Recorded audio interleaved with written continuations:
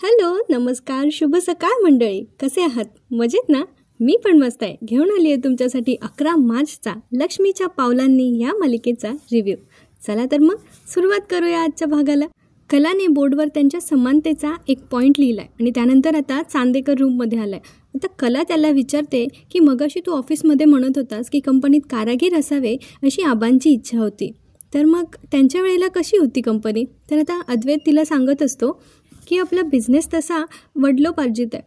आपल्या बिझनेसची सुरुवात वळसंब्याला झाली होती, पण त्यानंतर काही कारणास्तव कोल्हापूरला यायला लागलं आणि जेव्हा इथून सुरुवात करायची होती त्यावेळेला आजीचे दागिने गहाण टाकावे लागले होते.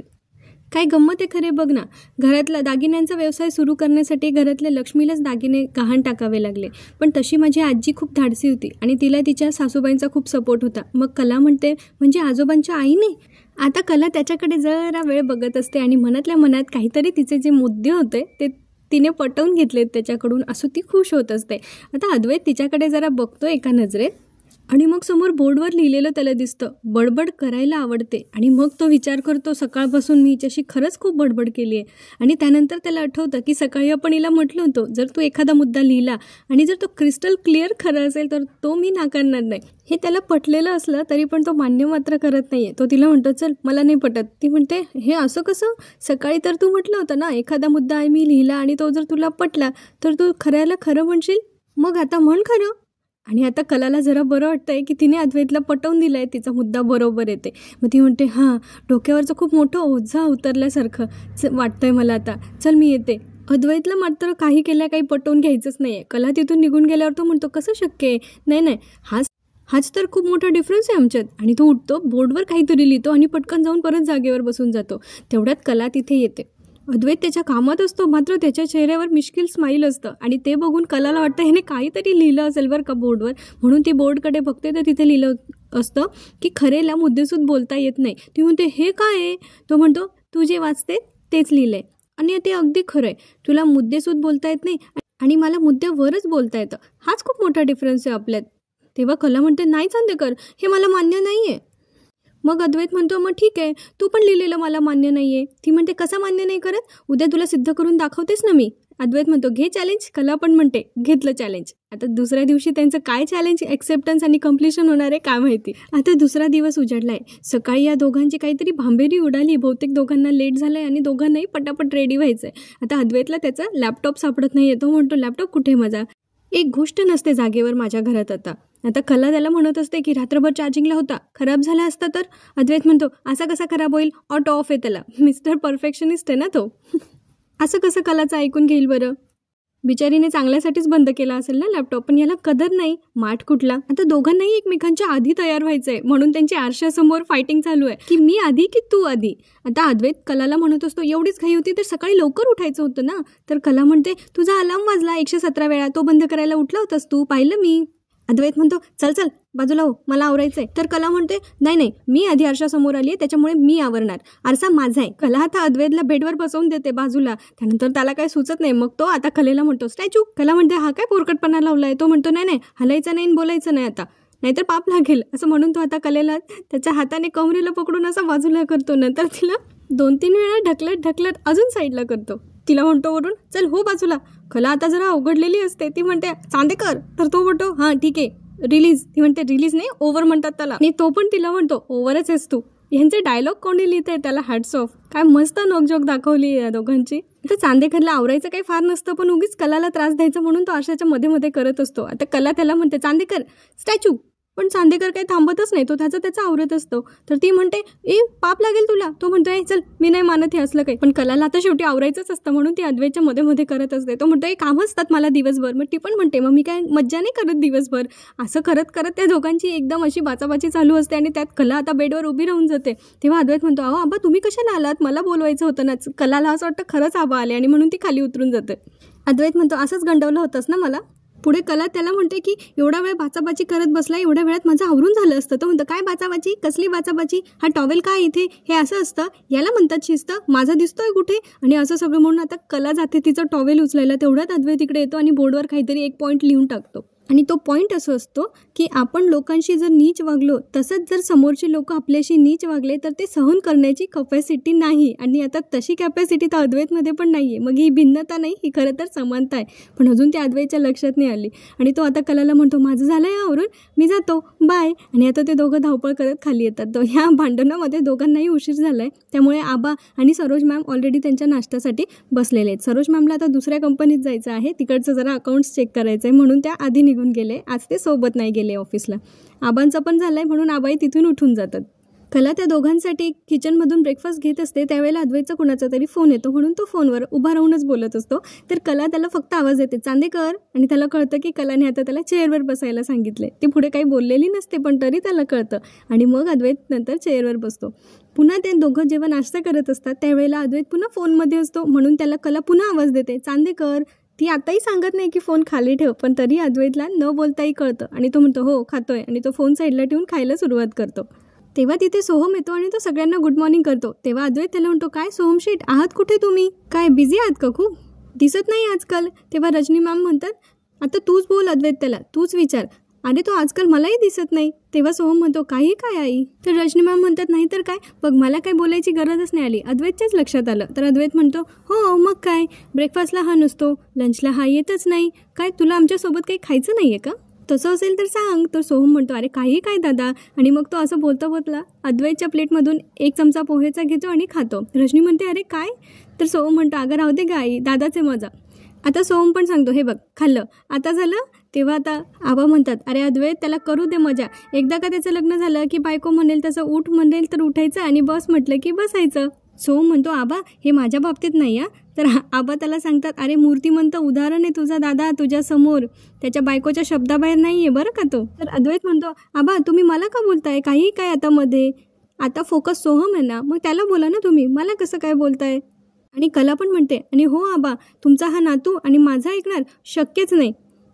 तेव्हा आबा आता त्याला आठवण करून देतात आणि रजनी मॅमला बोलून सांगत असतात, बरं का रजनी, मगाशी कलाने अद्वैतला सांगितलं तो फोनवर बोलत असताना, चांदेकर.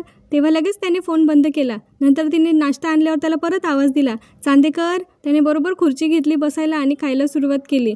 मग कलाने न सांगता बी अद्वैतला कळलं कलाच्या मनात काय येते. आता सोहम बाहेर जात असतो. तो म्हणतो, चला मी येतो. अद्वैत म्हणतो, अहो आबा मला काय बोलताय, या घरात मला कळतच नाही कोण लहान येते, सगळे मलाच बोलतात. आता सगळे अद्वैतला हसायला लागतात. पुढे आपल्याला दिसतं की सोहम आता बाहेर निघालाय त्याच्या मित्राकडे जाण्यासाठी, आणि तेवढ्यात त्याला अनामिकाचा फोन येतो. अनामिका त्याला विचारते, तू कुठे बाहेर निघालायस का, काही काम आहे का तुझं? तर सोहम म्हणतो की मी माझ्या मित्राकडे चाललो आहे, बोल ना तू काय झालं? तर ती म्हणते, अरे माझी गाडी बंद पडली आहे आणि ती सुरू पण होत नाही. इकडच्या लोकांना मी विचारलं तर ते म्हटले की गॅरेज पण खूप दूर आहे, तू येतोस का रे माझ्या मदतीला? तेव्हा सोहम म्हणतो, अगं ठीक आहे, एवढं काही नाही आहे, येतो मी, तू मला लोकेशन पाठव, लगेच पोहोचतो मी. आता जरा अनामिकाच्या जीवात जीव येतो. ती म्हणते, थँक्यू, पाठवते मी तुला लगेच लोकेशन. इकडे आता कला आणि अद्वैत अजून नाश्ताच करतायत, आणि अद्वैतने आता मिरची, कोथिंबीर, कढीपत्ता सगळं साईडला काढून ठेवलंय. त्याच्या प्लेटकडे बघून आता, हे असं आहे तुझं, याला म्हणतात चोचले, सगळं बाजूला काढून ठेवतो, आणि मी बघ सगळं एकत्र करून खातेत, याला म्हणतात झणझणीतपणा. तुझ्यासारखे चोचले आम्हाला नाही परवडत. आणि आता कला मस्तपैकी पोहेचा एक बाईट घेते आणि रजनी मॅमला म्हणते, रजनी मॅम मस्त झालेत पोहे. आता अद्वैत तिला म्हणतो, तुझं सगळं तिखटच आहे, तुझा स्वभाव तिखट, तुझी जीभ तिखट, तुझे शब्द तिखट, सगळंच तिखट, मला नाही चालत ते. अद्वैत सध्या दोघांमध्ये फक्त भिन्नता शोधण्याचा प्रयत्न करतोय. आताही त्याच्या डोक्यात तीच ट्यूब पेटली आहे की ह्याही बाबतीत आम्ही दोघं खूप वेगवेगळे आहोत. आई बरोबर म्हणते, आणि तो कलाला पण सांगतो की बघ ह्याही बाबतीत आपण वेगवेगळे आहोत. तर कला म्हणते, शक्यच नाही, आपण दोघे एकत्र आहोत आणि एक आहोत, हे मी तुला सिद्ध करून दाखवेलच. अद्वैत आता मनाशीच म्हणत असतो, बरं झालं आईने मला हायलाईट करून दिलं, नाहीतर माझ्या लक्षात पण आलं नसतं. आमच्यामध्ये मॅक्झिमम गोष्टी ह्या वेगवेगळ्याच असतील, फक्त आता मला त्याचा शोध घ्यायला हवा. अद्वैतच्या डोक्यात वेगळं चाललं आहे, आणि इथे आबा मात्र त्यांना पॉझिटिव्ह साईन देत आहेत. आबा इथे रजनी मॅमशी बोलत आहेत आणि ते म्हणतात, बघितलंस का रजनी, दोघं बी एकमेकांपेक्षा वेगळे आहेत. एक जिथं कमी पडला तिथं लगेच दुसरा पहिल्याची जागा घेतोय, आणि यालाच तर नवरा बायकोच्या जोडप्यातला समतोल म्हणतात. आणि रजनी मॅम पण म्हणतात, हो आबा अगदी खरं आहे, हे दोघं एकमेकांसाठीच बनलेत. आता इकडे कलाच्या घरी म्हणजे मिसेस खरेंच्या घरी काजल आली आहे, काहीतरी खुश झाली ती एकदम. तिला गुड न्यूज मिळाली, आणि ती गुड न्यूज म्हणजे त्यांना डब्याचे 17,000 रुपये मिळाले. अवघ्या 15 दिवसात त्यांनी 17,000 रुपये कमवून दाखवलेत, म्हणून सगळे खूप खुश असतात. आता मिस्टर खरेंना म्हणत असतात की तुझ्या हाताला चव आहे संगे, म्हणून आपल्याला ही लक्ष्मी मिळाली आहे. आता काजल पण म्हणते आता आपण पण निघतो कॅफेमध्ये जाण्यासाठी आणि येताना पैसे काढून आणतो. आणि काजल निघत असते तेव्हा मिसेस खरे देवाला प्रार्थना करत म्हणत असतात की आता मी अजून नवीन नवीन पदार्थ करेन आणि हा बिझनेस अजून वाढवेल. आता त्या देवाचा आशीर्वाद घेतात. दुसरीकडे आता सोहमने अनामिकाची गाडी रिपेअर करून आणली आहे आणि आता अनामिका त्याला विचारत असते काय झालं, काय म्हटलं तू. पण सोहम तिला अजून काही सांगत नसतो. मग अनामिका म्हणते अरे सांग ना काय म्हटला तो. सोहम म्हटलं तू तुझ्या गाडीची नीट काळजी घेत नाही वाटतं. ती म्हणते अरे घेते मी काळजी. मग सोहम म्हणतो मग तो मला असं का बोलला की 2 तासात तुमची गाडी व्यवस्थित होऊन जाईल, 2 तासात येऊन घेऊन जा म्हणून. आता अनामिका जरा हसायला लागते आणि मग तिला कळतं की तो मस्करी करतोय.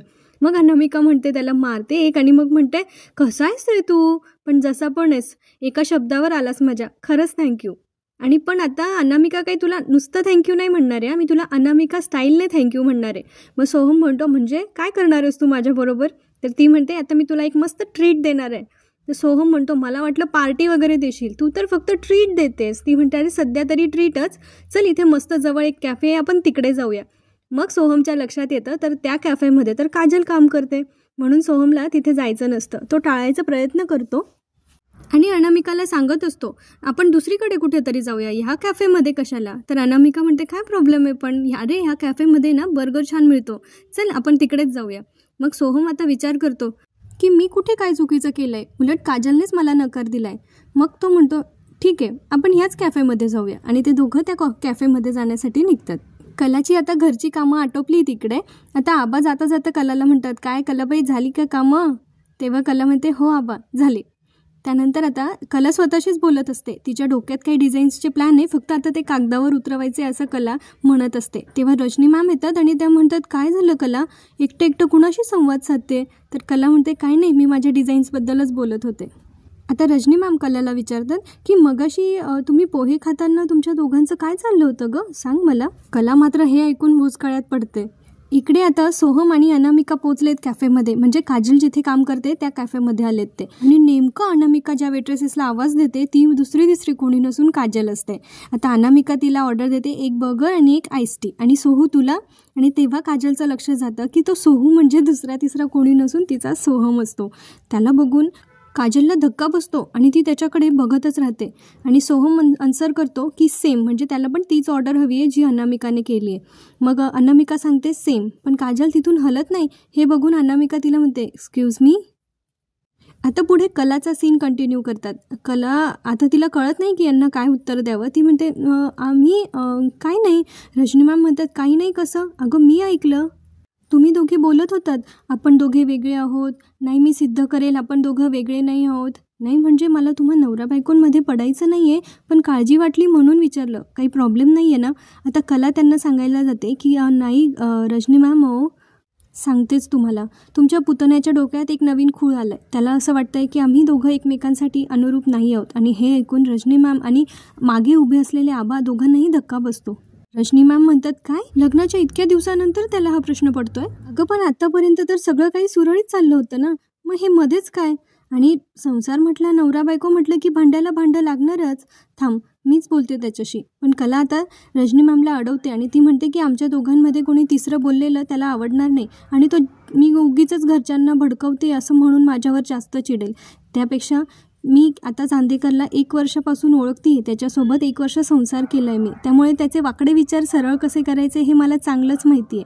आबा पण तिकडे विचार करत असतात की मी सकाळीच तर बोललो, कलाने नुसतं चांदेकर म्हटलं तरी अद्वैतला कळतंय की काय करायचं आहे काय नाही करायचं आहे. आणि हे मध्येच काय आलं आहे यांचं.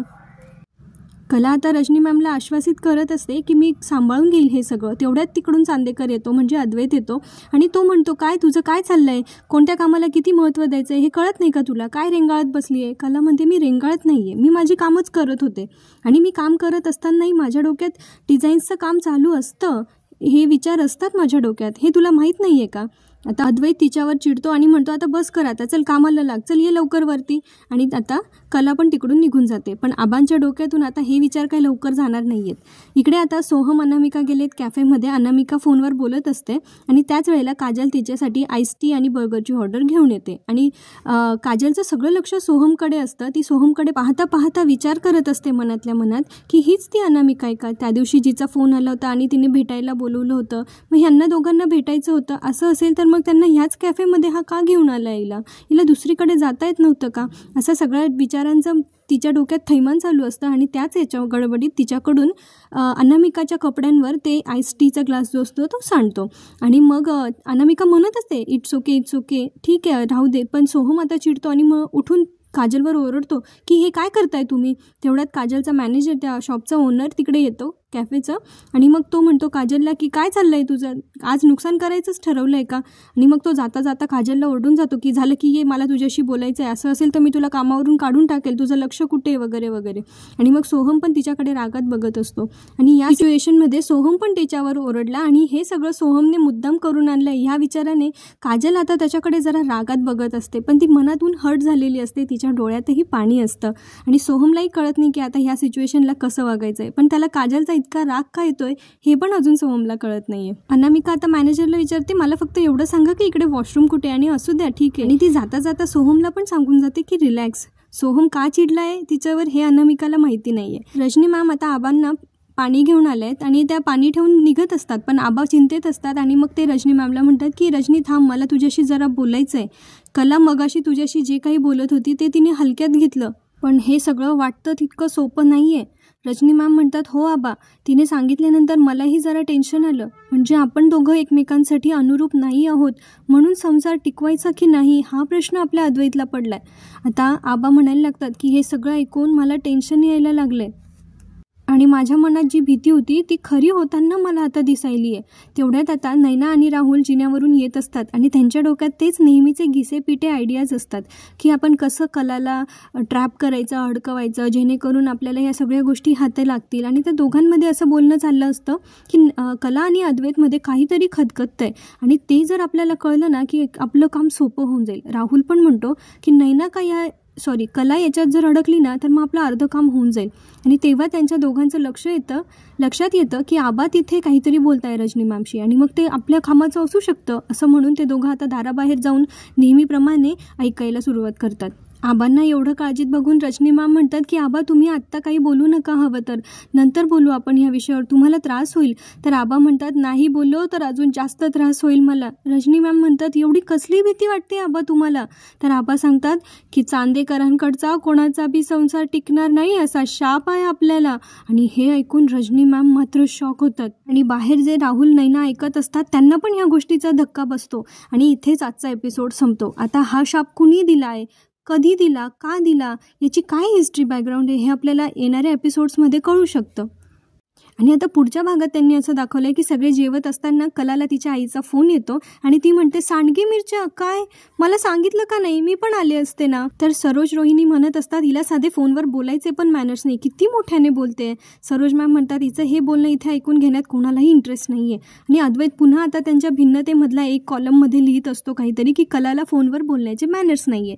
आणि मग तो म्हणतो उद्या जर तू बिझनेस मीटिंगसाठी माझ्यासोबत आलीस आणि तिथे जर तू फोनवर इतक्या मोठ्याने बोललीस तर मला इरिटेट होणार, आपल्या भांडणं होणार आणि माझं सोशल स्टेटसची वाट लागेल, ते वेगळंच. यासाठीच सांगतोय आपण एकत्र राहायलाच नाही पाहिजे. आणि आता सरोज मॅम पुन्हा अद्वैतचा पण ब्रेन वॉश करत असतात की ती जेव्हा जेव्हा माणूस म्हणून चांगली वागली ना त्यावेळी तिने स्वतःची पोझिशन जपण्यासाठी तिने ते तसं केलेलं आहे. आता तिथे आबा येतात, म्हणजे कदाचित आबांना कळेल का की अद्वैत आणि कलामध्ये सध्या जे काही चाललंय त्याच्या मागे सरोज मॅम आहे.